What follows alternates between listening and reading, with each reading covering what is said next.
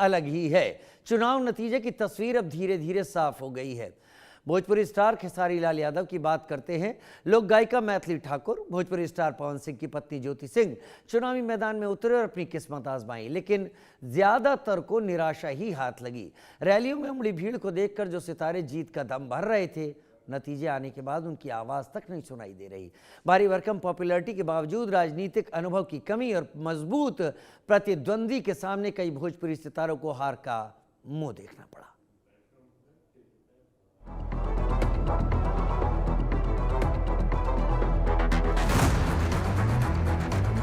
Star से बने party उम्मीदवार, किसने किया कमाल?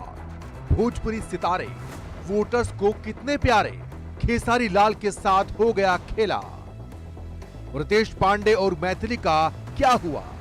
बिहार चुनाव में भोजपुरी स्टार्स कोई खास कमाल नहीं दिखा सके। विधायक बनने की चाह लेकर चुनावी मैदान में उतरे खेसारी लाल यादव हों या रितेश पांडे या फिर पवन सिंह की पत्नी ज्योति सिंह, तीनों को निराशा ही हाथ लगी। तीनों ही उम्मीदवार अपनी अपनी सीटों पर शुरुआत से ही पिछड़ते चले गए और आखिर में हार गए। यानी साफ साफ कहा जाए कि भोजपुरी सिनेमा के जाने माने सितारे और लाखों दिलों की धड़कन माने जाने वाले खेसारी लाल यादव का राजनीतिक डेब्यू फेल साबित हो गया। वो भी तब जब छपरा आरजेडी का गढ़ रहा है। उनके सामने छोटी कुमारी बीजेपी की नई उम्मीदवार ने सबको अचंभित करते हुए बेहद शानदार प्रदर्शन किया और जीत का परचम लहरा दिया। खेसारी की तरह ही करगहर विधानसभा सीट से जन सुराज पार्टी के टिकट पर चुनाव लड़ रहे सिंगर रितेश पांडे तो बुरी तरह हार गए। दूसरा तीसरा तो छोड़िए, रितेश पांडे सीट पर वोटों की गिनती शुरू होते ही शुरुआत से ही चौथे नंबर पर रहे।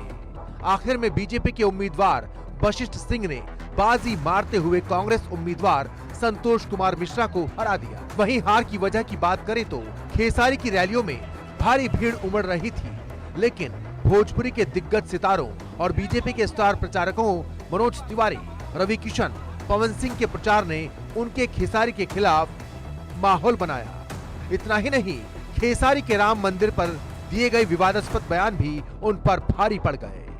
खेसारी और रितेश जैसे सितारों को जबरदस्त पॉपुलैरिटी के बावजूद हार का मुंह देखना पड़ा, जो बताता है कि स्टार पावर अकेले काफी नहीं होती। रोजगार, पलायन, जमीनी मुद्दे और पार्टी की छवि ज्यादा मायने रखती है। वहीं दरभंगा की अलीनगर विधानसभा सीट से बीजेपी की उम्मीदवार गायिका मैथिली ठाकुर वोटों की गिनती शुरू होते ही मजबूत बढ़त बनाए रही और पहली बार चुनावी अखाड़े में उतरी मैथिली ठाकुर ने जीत का स्वाद चखा। मैथिली ठाकुर की डेब्यू चुनावी पारी शानदार रही।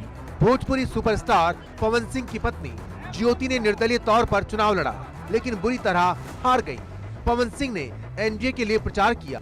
घरेलू विवाद के चलते पत्नी के लिए कोई कैंपेन नहीं किया, जिसके बाद कराकाट सीट पर हाई वोल्टेज मुकाबला देखने को मिला, जिसमें जेडीयू के महाबली सिंह ने जीत का सेहरा पहना तो ज्योति सिंह दूसरे नंबर तक भी नहीं पहुंच सकी।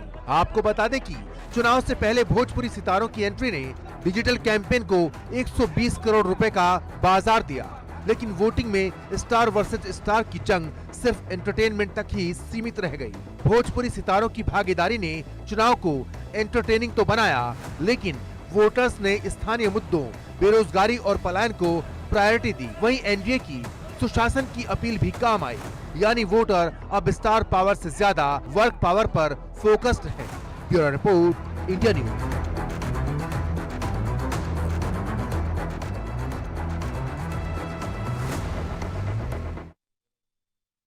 देश के हित में और भारत को विकसित बनाने के लिए, बिहार को विकसित बनाने के लिए भारतीय जनता पार्टी सहित अन्य पार्टियों को जो एनडीए के गठ में दल है उन सबको जिताया है। जेडीयू से नीतीश कुमार जी ने बहुत अच्छा प्रदर्शन किया है और बेहतरीन जीत हासिल की है। बिहार बहुमत से जीत हासिल हुई एनडीए को, भाजपा को क्या ये जीत से कुछ बढ़ के है। ये जीत से थोड़ा आगे है। ये एक बड़ी जिम्मेदारी बिहार ने नरेंद्र